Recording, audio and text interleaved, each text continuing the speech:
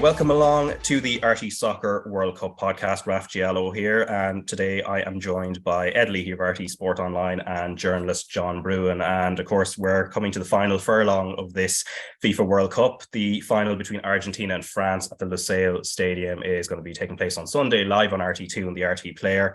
And that kickoff is going to be 3 p.m. But also there is a third and fourth place playoff on the Saturday, also live on RT2 and the RT Player. And before we talk about the big event, let's talk about that game between Croatia and Morocco on Saturday, because Ed, I suppose these games between, when it comes to this bronze medal match, they tend to be much maligned.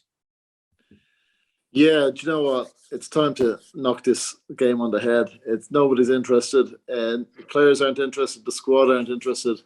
Yeah, they'll celebrate if they win and they'll claim some sort of bronze medal scenario. But no, look, do what the Olympics do and to the boxers, just give the boat a medal and send them home. John, the case for the defence now. Yeah, I'm prepared to offer that. Yeah, of course.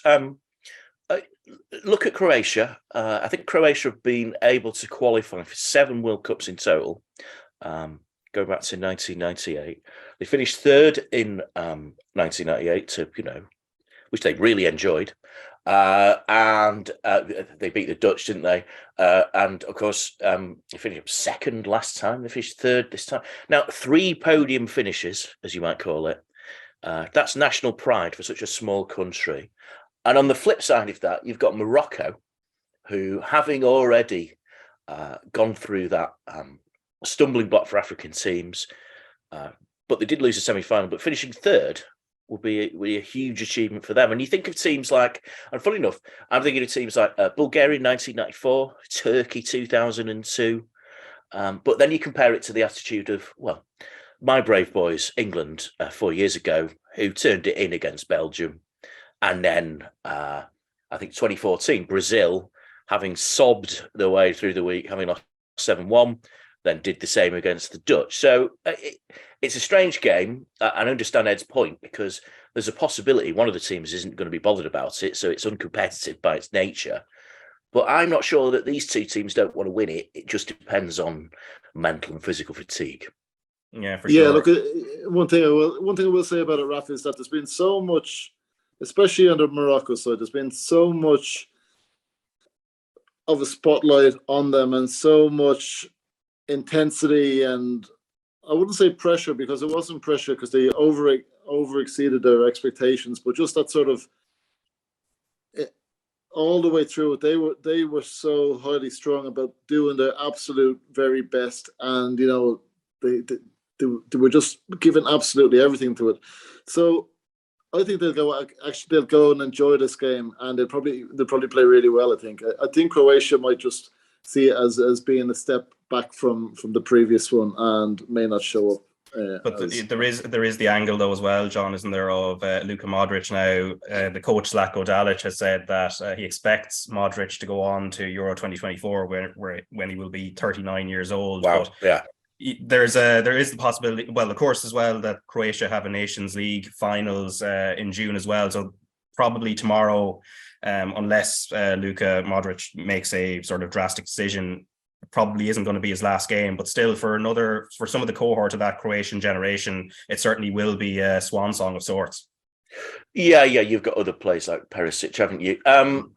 Yeah, I suppose you flip it around to that. Ed makes a good point that Morocco might see it as the grander prize, and Croatia have got other fish to fry. I mean, Modric is such a brilliant player that you could see him playing 2 years hence. He doesn't rely on pace or anything like that. There's a possibility he could do that, but yeah, so maybe it isn't the swan song that he might want. But I mean, and I suppose he did leave the field in the semi-final when it was lost in a fairly, that was it. High fives all around. So there's a possibility he might not play, I suppose. But yeah, it would be a shame though, because Modric has been throughout the last 10, 15 years, one of the best players on show. Be nice to see him. But yeah, there is that thing, as Ed says, that sort of slightly friendly soccer aid type of quality to this type of fixture, isn't there, really? Yeah. Well, hey, come here, listen, if you were the Croatia boss and you watch the performances that Modric is capable of putting in today, yesterday, last week, you're not going to let him go anywhere. You're going to say, listen, March is only 3 months away. Don't if you can even give me 80% of that, you're in. Yeah, and I suppose there is that aspect as well that given the timing of this World Cup, the next Euros is 18 months away as opposed to 2 years. I don't know. I don't know if that really factors into Modric's thoughts, and I'm not privy to that either. Well, I suppose it's only it's the end of this season and then next season, so it's a visible target. Yeah, I mean, that there is no sign that Modric is a worse player than he was 2 or 3 years ago. I mean, he was the dominant player in the Champions League final 6 months ago, and he's been a dominant player in the World Cup. And it's there's probably more to come. Yeah, and we hope to all the viewers there that we've really sold this match for tomorrow, of course. So that's going to be live on RT2 and the RT Player, and you can watch it live, 3 p.m. kickoff. Obviously, the main event is on Sunday between Argentina and France, and I think we might just get this whole GOAT conversation out of the way early and then talk about the actual match. In terms of Lionel Messi, of course, a lot of the focus is going to be on him. He's carried this Argentina team brilliantly throughout this tournament, and while we might be uncertain about Modric's future, I think we're more certain this is probably the last time we see Messi in an Argentina shirt. John, in terms of the whole conversation about the greatest of all time and whether he actually needs a World Cup or not to claim it, and again, the whole GOAT thing, I guess, is a sort of pointless conversation because it's very hard to compare between eras. Does he really need a World Cup to be considered in that same bracket as Maradona or Pele? Well, I'm reminded of Tony McCoy always used to talk about how it didn't matter that he'd won the Grand National. And I think Tom Kite, the golfer, always said that it didn't matter whether he won a major. But when they did, well, of course it mattered most of all, didn't it? and I think that's how you've got to look at it from Messi's point of view. Having said that, unlike Tony McCoy, unlike Tom Kite, he's never hidden the fact that he really, really, really wants to win this and to crown his legacy. It's just that when you're comparing him to Maradona was 25 in 1986. He's 35. Maradona had the youth and the vigour to carry his team through. Does Messi have that in a game against European opponents that Argentina have often found difficult? I mean, I think it was 3 World Cups in a row that Germany put them out, 2006, 2010, and then, of course, the final in 2014. And last time out, obviously, they lost to the French. There is that question, isn't there? Now, if Messi was 25, would he be able to carry Argentina through this game? You suggest he probably would, but it's a slightly different thing. You think back to 2014 when they lost in the World Cup final. If Argentina had won that, Messi would have spent the rest of his career being described as the greatest player ever. How different would his career have been? It's almost like he's almost needed this destiny to keep going, to keep proving himself. And at this World Cup, he's a remodeled player. He's reinvented the game. He's playing this walking football. And he is a phenomenon still, but in a very different way. Do I compare him to Maradona? I'm of a vintage that sees Maradona as just an unbelievable talent, but also flawed in the way that it didn't last as long as it should. Messi's longevity is superior to just about anyone's in the game. And the other thing is about that greatest of all time narrative that we always had. We always had to compare him to that other guy, didn't we? Let's not mention his name. But I think he's buried that one in this tournament, don't you? Ed, what do you think? Do you know, I have a soft spot for Cristiano. I'm not saying he's. I think from my point of view, they're so the similar type of players that I wouldn't. I have no problem sort of recognizing the greatness of both. But no, yeah. Imagine Messi as a 25-year-old with this Argentina team. That would be something really that would have. You'd have to imagine that he'd have it won at this stage, wouldn't you? But no, look, Messi is the greatest of all time. Does he need to win a World Cup medal? I don't think so. George Best never even played in the World Cup. I think it would be great. And like John said, if he gets the winner's medal, of course, it's going to be the most important thing in his career and the thing that defines him. But he'll never be that Maradona type figure who, that flawed genius, like John said. He's just not that type. The longevity of his career has allowed us to see his quality over time. And like all good rock bands, he's evolved over the years to allow himself to remain part of the conversation. What good rock bands are these now? Do you know what? I was only listening. I'm not a U2 fan, but I was listening to Octung Baby there recently, and you do appreciate the way U2 sort of just picked up the dance vibe and just sort of went with it a bit, and I created one of my favorite albums for them. But let's not go down the Bono talk. He keep in for the third place playoff. Yeah. Now, in regards to Argentina, they've had an extra rest day, or a beautiful day if we're going to go down the U2 route, John. But promise that's the last time. We've had a few of these because of Bono, the Moroccan goalkeeper. Yeah, so, but I'm going to park that one forever now. But when looking back at trends in previous tournaments, only Spain in 2010 and then Brazil in 2002 during. And also, if you go back as far as France 98, did a team win the World Cup having played the second semi-final? I don't know if you think it's going to be a factor this time, given that France weren't taken to extra time either. And I guess there's enough days to recover as well. Yeah, well, okay. Consider that I think actually both those teams, both the finalists this time, had relatively serene visits to the semi-final.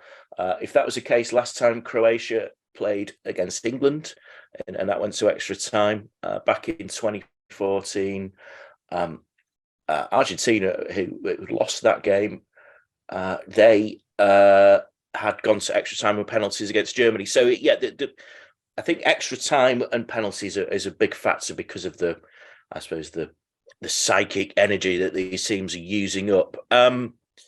So does that present an advantage to Argentina? Possibly, very possibly, physically, but does it give them longer to think about this? Does it give them longer? Because, funny enough, I was thinking about this when they win the semi-final. Everyone's like, it's Messi's World Cup. That's it. He's on for destiny. And then you forget that the next night you're going to watch a French team. Really, Morocco made it difficult for them, but deal with them really rather professionally. And you begin to consider how many options they have, how many possibly more dimensions they have than the Argentina team. It's not that easy. And I suppose Argentina will have watched that game and thought, this lot are handy. They're already the holders. They've got the know-how. It's very difficult to call, isn't it? I don't know how much those factors come, because we always go through these trends and then something books it, and there's no reason why this one can't. Yeah, because as I went back further in time, the trend kept getting booked, so I stopped it around 1998 because my argument was going to be I suppose affected. But obviously the French as well have an issue with a cold or a virus going around their camp. So Varane and Ibrahim Konate are the latest affected by it. Previously had been Upamecano and Rabiot, who had missed the semi-final, but they're expected, or at least Upamecano is expected back. Now you said, John, that that Argentina have had a little bit of time to maybe have a look at the French, and maybe they would have had an expectation it would have been France getting through anyway. But it's interesting, they're probably, in terms of the tactics they've used through the tournament, they've shifted formation quite a lot. And it was interesting that, say, when they played the Dutch, they sort of matched their formation. When it came to Croatia, then they decided to pack the midfield. How do you expect them to line up against the French? Because it would be expected France, even if personnel do change, will stick with the 4-2-3-1. Yeah, I don't think. I mean, France's flexibility is not necessarily tactical; it's within the players they've got. Obviously, Griezmann adds that X factor in there. The big question, isn't it, is Mbappe? Do they have a speedster to cope with? Well, is there a Kyle Walker? Who dealt very well actually with Mbappe, and Hakimi for Morocco actually did quite well against him, though Mbappe did play a role in both goals. Molina is, isn't it, the Atletico guy? Yeah. and is it Rodrigo de Paul sort of leans on that side of the. They've got a big job on now. I must confess, I'm not aware if Lionel Scaloni is a man to. Well, as a disciple actually of Alan Pardew at West Ham, is a man to switch around his tactics so much. But there is this idea, isn't it, that if they're worried about the opponents, then they would maybe switch around. Like maybe Lisandro Martinez comes into the team for his sort of man marking abilities. One thing to actually consider. At what point, beyond the Saudi Arabia game, which we must scratch, have Argentina looked under most threat? Well, funny enough, that was when Louis van Gaal was smashing balls long up to the big men. And obviously France have Giroud, who is the best big man in the tournament. So maybe that could be something to look for. I think actually I think what we're driving at here is Argentina have the toughest tactics thing, because of course having Messi in the team means that you've got one guy who is not going to run a leg, who's not going to put a tackle in, he's not going to press, and that creates a big problem in the modern football team.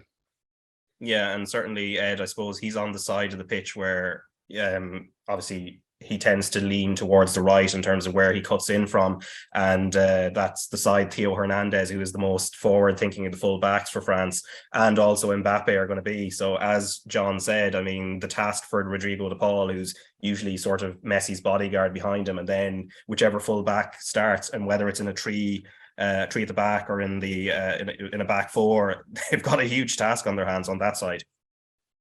Yeah, look, do you know, it was interesting when in the last game when they were defending the lead. I think when it was still at 2-0, and they were just kind of put under a bit of pressure. It was noticeable that Messi just went up top on his own and let the lads do all the running in behind him. So you'd wonder if Scaloni is contemplating something similar, either for the early stages of the game, just to really allow his team to settle into see what France throw at them for the early stages. But I think France will have a specific game plan for Messi, and wherever he goes, they'll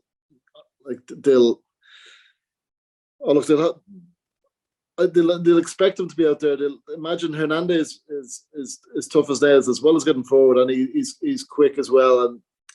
But you'd have to be concerned with the French fitness scenario, because this flu thing doesn't seem to be going away. And while we questioned their depth earlier in the tournament, it was probably reassuring for them in the last game that players like Konate came in, and I if he's fully fit, I wouldn't be surprised if he got the nod to stay in the team, because I thought he was excellent. And I think players like him will be vital now to stop the bit of pace and organisation and timing to stop those sort of mazy runs coming in from the right, and stop him early in his tracks, so he doesn't get to be as incisive or important as he was in the last game. Yeah, because in the 2018 game, it was really N'Golo Kante that was blocking a lot of that space that Messi would have had. Yeah. And although now with France, in terms of Griezmann's role, or what Pogba is now referring as Grease Kante or something on social media, Griezmann brings an element in terms of dropping deep, it seems, John, and is, the problem Argentina, I suppose, are going to have both defense and attack. Obviously, Griezmann contributes defensively, despite being a forward-thinking player, but also at the same time, if they are able to block off Mbappe and deal with Giroud, there's another space that opens up there for Griezmann, and also Dembele has pace on the other side. France have a wealth of options, and forgive my pronunciation, Tchouameni, is that his name? Yeah, he again. He's made us forget about Paul Pogba, though if you're a Manchester United fan, you've wanted to do that for quite a while. I suppose the thing is, with France, what France have shown is the real depth of talent they have in France, with that almost conveyor belt of players that they have, through Claire Fontaine and the players from Ile-de-France, and it's actually not dissimilar to the way that Argentina is that talent factory that churns out so many players. I mean, a player that is unsung, though, obviously was a star in the semi-final, is Julian Alvarez. And it's like they just unearth these player after player. Forget Messi. Alvarez fits into that model, doesn't he, of the Aymar, the Aguero, just impossibly talented players. It's just that they happen to be in the same team as Lionel Messi. And France obviously don't have a megastar like that, even though Mbappe is the heir apparent, it is said. But they just have those players, and they have adaptable players. And funny enough, if you talk to Premier League scouts, they will always say that players coming from Liga, so England, find it easy because of that physical ability, that tactical nous that they have. And I think that's been brought to bear in this World Cup. And remember, this is a World Cup in which teams have had very little time to work together. And that's why I think France have come so far, because you have a player like Griezmann, who is such a tactically aware player. Now, I think there's been quite a lot of people saying that this revelation that someone they thought was a forward player is now this great midfielder. But I remember him playing for Real Sociedad at Old Trafford a few years ago, and I always thought of him as a sort of creative player that could drop deep and stuff like that. And so it's become, he's just a quality footballer, and that's what France turn out. And I suppose when we get to the final, it's beyond the sort of superstar names. It's the depth of the talents in support of those superstar names that are probably going to be the key to the match. Yeah, and just interesting as well, just on sort of on a similar theme in terms of teams not having time to work together. Obviously, pressing comes from working together and learning how to do that. Neither of these sides really press in a cohesive way. The French certainly don't. They're a lot more passive. It's just something Karen Carney said in The Guardian in an article today, that neither side press, but neither side will look to dominate the ball. So I'd be interested to see, how do you think this plays out? It looks like it's going to be a cagey game in terms of, especially early on, albeit that France, they started quite quickly against Morocco and then were able to then settle back into their shape after. But Argentina then also tend to start quickly in games, albeit not in the semi-final. Well, there are going to be those big tactical questions. I always think that, you could, and I suppose that's the thing, it's the key to international teams, international football, the successful teams of the recent era, and it's what England modelled themselves on. You don't play that pressing game because, as you say, Raf, pressing actually is quite difficult to organise. I remember, I'm sorry to be parochial about this, I remember Fabio Capello always used to scream, press, at the England players. Well, they couldn't do because they weren't used to working within that structure. It's very difficult to put into place. And I think why Didier Deschamps is such a successful manager, it's pragmatism. It's why Portugal won the Euros back in 2016, and Italy, I suppose, in 2020 was a slightly different case because they, funnily enough, had a bit more of a collective system. But actually, that came apart because unless they were all together in a camp working on it, they couldn't sustain it over the qualifiers. So what you've got in Argentina and France, and what this tournament and the discipline is required, has been that make do and mend policy. And both managers have showed themselves to be very adaptable because before the tournament in Argentina, you were talking about Lautaro Martinez, one of the best players in Serie A. Well, okay, he scored a penalty, but it's not been a great tournament for him, really. You've got Julian Alvarez, who's been a reserve at Manchester City, come in. And then, France have ridden out the loss of one, Hernandez, to bring in another. Now, who I always thought was a bit more of an attacking player than defender. And obviously they had, Benjamin Pavard, who's had difficulties, let's put it that way. And this has just been... this is tournament football, the adaptability. You cannot set off with the belief that this is the team that's going to carry you all the way through. And for the final, it's difficult as well because I'm beginning to wonder if either of those managers will make the big decision that means a player that's carried you well through the tournament will be dropped for some tactical thing. But these are pragmatic managers. Let's see if that happens. Yeah, and the only thing... On that note, sorry, Raphael, I don't think these teams want to be seen as a pressing team as well, because because their front units are so dynamic that you want them, you want to see the best of them at full throttle, you know. So especially the French team, you don't want Mbappe and Dembele tearing around the place, Giroud, you know, wasting energy just trying to get the ball back in the final third, unless they're really looking to maybe get back into a game, or else just looking to kill off a game or something. But like Argentina, the same. If they start a pressing game, like where's Messi going to fit into that? You know, they're going to just tire out their players. So I don't think it's going to prevent this game from being any worse or any better. You know, I think it's going to see the best of the attacking units as a result of it. Yeah, and the thing I was going to add to you, Ed, as well. The other thing that probably, I guess, that helps would be the fact that Argentina's defenders, in terms of their individual profiles, are quite erratic and very front foot as well. And then we look at France's, I suppose their clean sheet record has been quite poor in the tournament. The first one they kept was against Morocco, yet at the same time, Morocco sort of got at them. Oh yeah, sure. Look, both teams. You know, there's been you're looking at both teams, and you just know there's mistakes in the back, whether through unfamiliarity, sort of in the French side of things. They're just, you know, not as used to playing as a unit together. So there's going to be mistakes. I think both goalkeepers have a mistake in them, but they've both been quite consistent throughout the tournament so far. So you might see something there in the final. But yeah, I think if you look at the Argentinian defense, you know, I've been pretty impressed with them, to be honest with you. I think they've done well, and I think they've got better as the tournament's gone on. Yeah, certainly since the Saudi Arabia game, of course. But in terms of the legacy of these teams, John, like if either one wins it, obviously Argentina, I get the sense was maybe a now or never feel, but for France, obviously they're going to make history.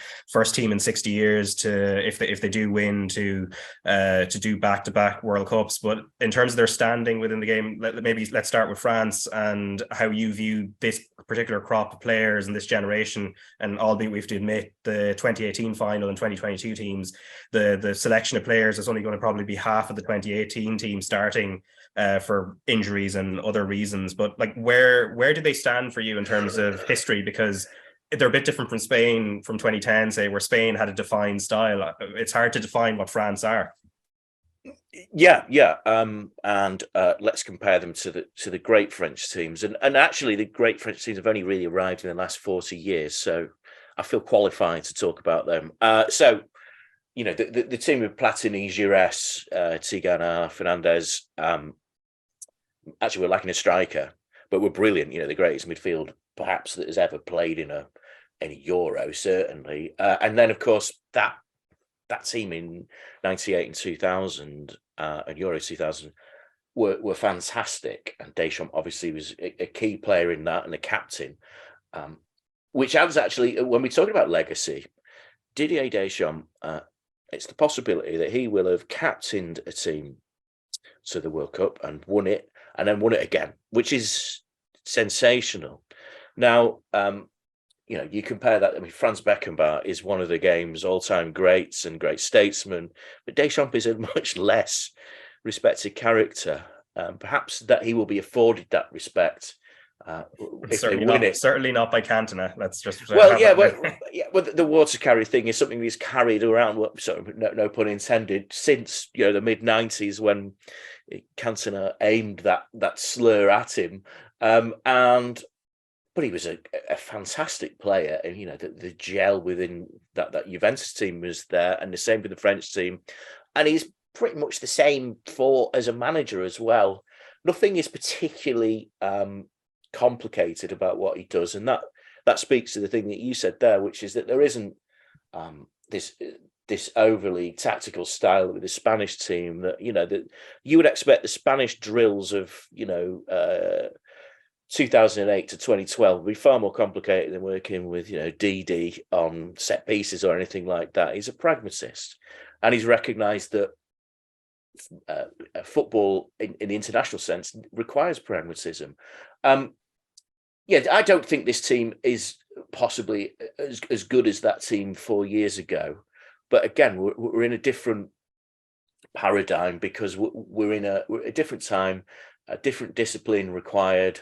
And actually, as we've seen, particularly the Champions League and the World Cup, if they do win it a second time, then they are one of the greatest teams of all time. And yet, I'm still not sure how we've managed to arrive at that being a possibility, if you see what I mean. Because they're good, they're efficient, they get the job done. They've got a striker in Giroud that everyone respects, but he isn't an all-time great. Of course, they've got Mbappe, an explosive player. They've got talent throughout the team. Yet we don't respect them as much as, say, a Brazilian team of 1970 or Argentina 78 or Argentina 86. But I think they probably are afforded that respect, or ought to be. If they win it, it's a fantastic achievement, and it's also a tribute to the strength of French football and how much that's grown over those last 4 decades that I talked about. Ed, you look like you had something to say there. Well, no, Jim, we were talking earlier in the tournament about a lot of the Irish internationals who go over and make a career for themselves in England, and then end up living in England and doing a lot of media work in England. And we sort of were wondering, do they have a sort of a blind spot about how good the English team are? They all sort of join in on the bandwagon and building up each English team. So just sort of wondering, is there sort of a blind spot there towards the French team from England as to giving them due recognition, and maybe even just as almost from the perspective of their league, the actual domestic game is just not as good, not near the class of the Premier League. Well, I think there's only 5 players that played Liga in the French team. I was looking that up this morning, and only 1 Argentinian player actually plays in the Argentinian league. That's one of the reserve goalies. So they're good travellers, the French, aren't they? They have become the desired item. I mean, since the days of Cantona, something of a pioneer there. Well, yeah, and Arsene Wenger is the architect of that, because he showed English teams that, hang on, just across the water there, you've got a wealth of talent, and that includes, and also, French football, it has that wealth of African influence as well. I mean, you flick through the origin stories of a lot of the players that I think is it Edward Camavinga, I think, was born in Angola of Congolese refugees, and Chimene, aforementioned, again, I think it's from Cameroon origin. I might have that wrong, but essentially you've got that African influence. So it's much more of a culturally diverse footballing culture in France, and I think they've been beneficiaries of that, just as England are actually at the moment. Actually, that's developing in a similar fashion. I think France have been ahead of the game in youth development for many years, and everyone else is catching up. The Germans did it, got to a certain point, and then crashed back down again.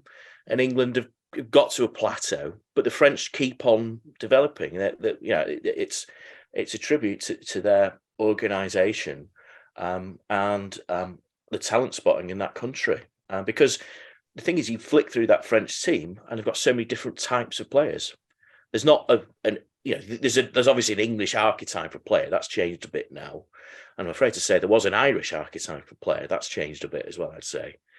But France, that's never quite been the case, and that's going back 40 years or so, back to that midfield that I say, all very different players. And I think that's why France are, in international terms, Europe's strongest international team. Yeah, isn't that why though?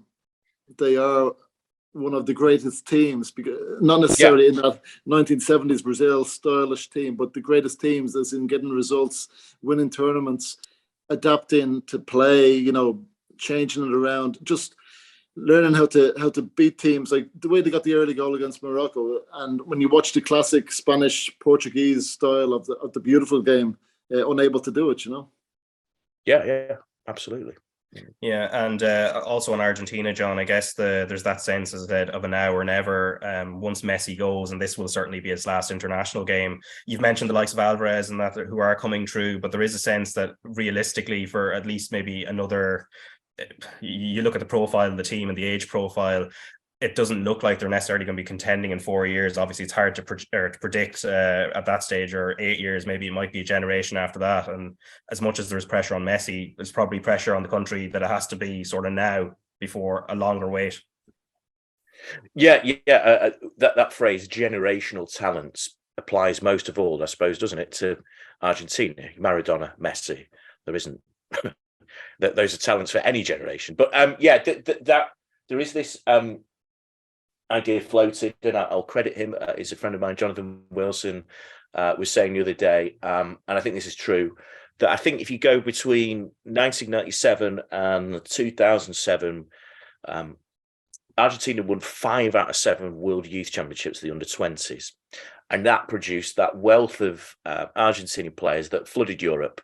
Aguero, Saviola, Messi, of course, you name it, Juan, Roman, Riquelme. I mean, listen, the list is very, very long, and these are all quality players that we all remember watching the Champions League.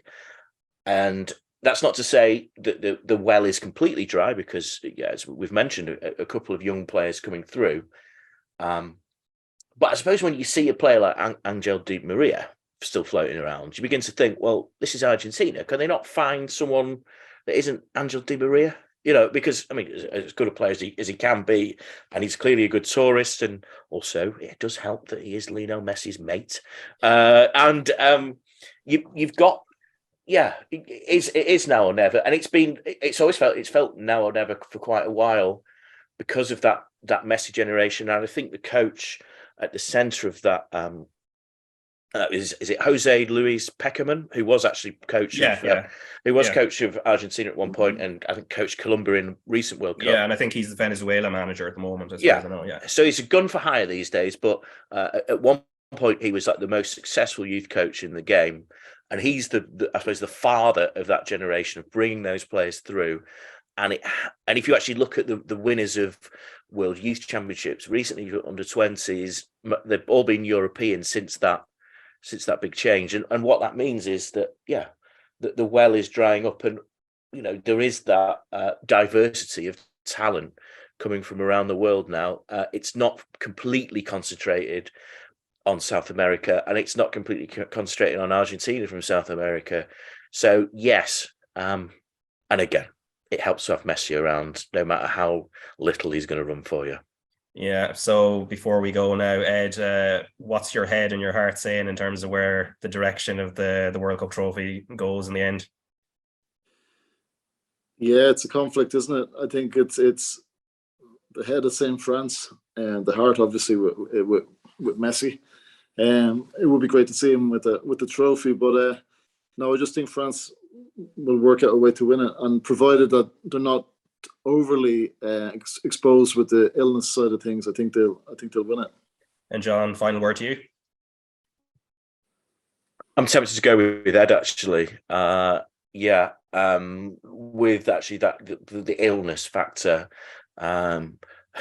Sounds a bit Spurs 2005, doesn't it? Lasagna Gate, but and it would be a terrible shame if that happened. I mean, good God, that would ruin everything. Then maybe that's what Gianni Infantino deserves. Let's set that to one side. I'm tempted by would the legend of Messi be even more extemporized by the fact that he got to 2 World Cup finals and didn't win either of them? Would that add an edge of romance to Messi? Because one thing about Messi is there's this slightly cold figure. You know what I mean? Like we've never really known him, but this idea of him being a beautiful loser, I think that's quite seductive. So. Is it like the sort of Jimmy White thing that he's? There is no more popular snooker player than Jimmy White, and actually AP McCoy was probably most popular when he hadn't won the Grand National, even though he's a winning machine. I think it's that idea of never quite making it. I quite like that idea. I'm not sure Messi would agree.